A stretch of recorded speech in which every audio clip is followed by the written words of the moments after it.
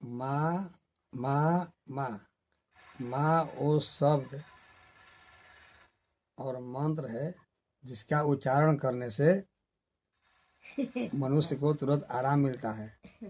मनुष्य जब भी कष्ट में पड़ता है तो पहले माँ का ही नाम पुकारता है। माँ जो अपने पुत्र को जन्म देने में प्राण उसके संकट में आते हैं, फिर भी वो माँ ही ना कहा इसलिए पुत्र को जन्म देती है और अपने गर्भ में उसका पालन पोषण करती है। 9 महीना तक उसको अपने खून पिला करके पोसती है। उसके बाद जब बच्चा संसार में आता है तो उसका लालन पालन करती है अपना कष्टों को भुला करके। उसको प्रसव देने में बहुत कष्ट होता है, फिर भी अपना संतान को दे करके सारा कष्ट को भूल जाती है और बच्चों का लालन पालन करती है। माँ का कीमत उससे पूछिए जिसकी माँ नहीं है। जिसकी माँ नहीं होती है उसे बहुत ही दुनिया में अपमान और कष्ट झेलना पड़ता है, क्योंकि माँ वो है चीज़ है जो अपने बच्चों के सुख के लिए अपना सुख को बलिदान कर देती है।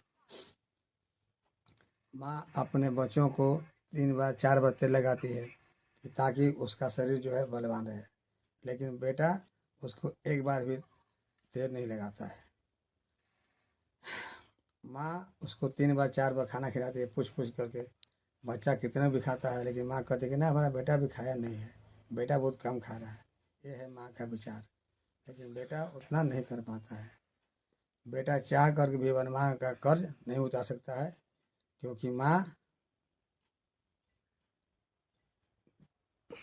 माँ उसको गोद में खिलाती है बचपन में, वो छोटा होता है, लेकिन पुत्र चाह करके भी उसको गोद में नहीं खिला सकता। लेकिन इतना तो कर ही सकता है कि माँ से हाल चाल पूछे, उसका देखभाल करे, उसका खाना पीना समय से दे। इतना तो कर ही सकता है, सब पुत्र को करना चाहिए।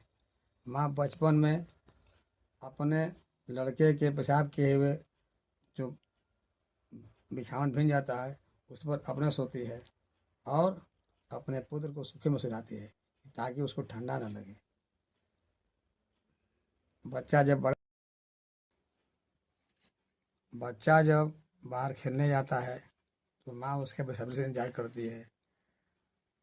बच्चा को आने में देर हो जाए तो बेचैन हो जाती है, लेकिन वही संतान जब बड़ा हो जाता है तो माँ के पास बैठना नहीं चाहता है और माँ का उपेक्षा करता है, जबकि ऐसा नहीं करना चाहिए, क्योंकि माँ उसके लालन पालन में अपना सब सुख त्याग देती है। उसको समय